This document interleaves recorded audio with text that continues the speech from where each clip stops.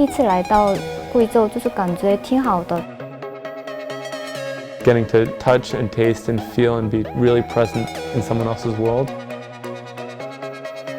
And I just want to see more of Guizhou. Those are really great memories. I think those will be memories of lifetime.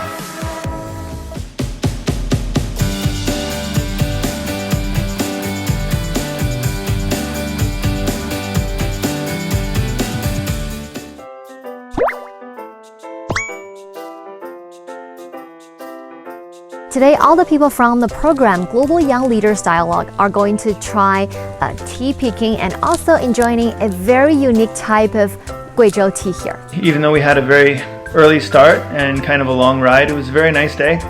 The tea farm was interesting and impressive, great tea, beautiful scenery. I drink tea on a daily basis, but I've never experienced picking tea leaves myself.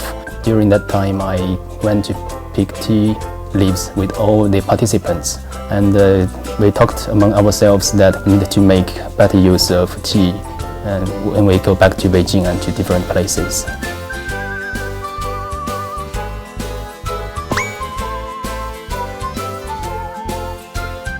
Went to visit the FAST, world's biggest radio wave telescope, and after that we went to visit a big data exhibition center in Guiyang. The thing we studied about this time, like about the big telescopes, the big data, all these kind of things. And then meanwhile, I love so much the Chinese countryside. Someone thought it was too cold. I loved the Minsu yesterday. I took many videos and sent it to my family members. It's surprising that Guizhou, that has this reputation as one of the poorest provinces in China, that here is like one of the new centers of big data efforts in China. A high-tech field like big data is like really able to provide jobs not only for programmers but also people who work in the service industries that cater to big data. Yeah. Today we've come to the Guizhou Waterfall, one of the most famous scenic spots in Guizhou Province and also in China. So Guizhou Waterfall is the largest waterfall in China and one of the most spectacular ones in Asia. And every year it attracts millions of hundreds of tourists from home and abroad. Guess what? That's the 10th highest bridge in the world, the Balinghe Bridge in Anshan County in southwest China's Guizhou Province. While the bridge is 370 meters high and 2,237 meters long. In fact, there are no plains or plateaus in Guizhou Province. They are all mountains and valleys, as you can see. So bridges are really important for the development of Guizhou Province. We saw a lot of things like the waterfall, was it the Guizhou waterfalls, and we went to actually visit the longest bridge. I did learn a lot. I mean, I did have some practical knowledge as well. We saw a lot of tourists, so in a way, local tourists and international tourists, so we can develop tourism as well. 我们要继续往村里去，然后探访一些老百姓的生活，看他们这个店铺啊，他们的家里是什么样的一个状态。 This kind of Chinese villages can be an example to the world how China government is able to gather their resources and then help these people to come out of poverty.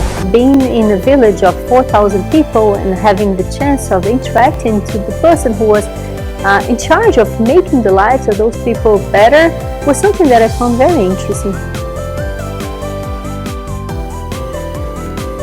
We've come to the final stop of the China tour in Guizhou Province.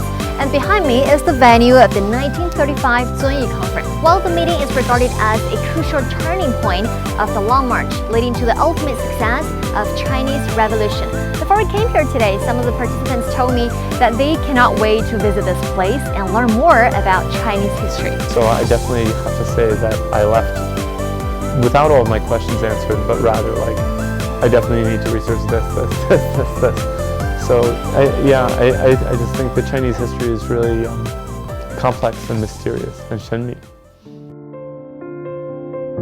We build up this platform, would like to seek to get them together and make them as a community to address the global challenges and the global concerns. We would like to invite them to China, to understand China, to bridge China and the world. Through this project, we have the opportunity to actually re-explore China. I think the Chinese people with their party have made a lot of technologies that make life for poor people, marginalized people, excluded people easier. This kind of platform is really opportunity to tell the foreign peoples our own stories. It brings together people from many different cultures, and people get to spend quality time together, both in a very private setting, off the record setting, where people can have dialogues. There's nothing more important than fostering personal connections and people-to-people exchanges.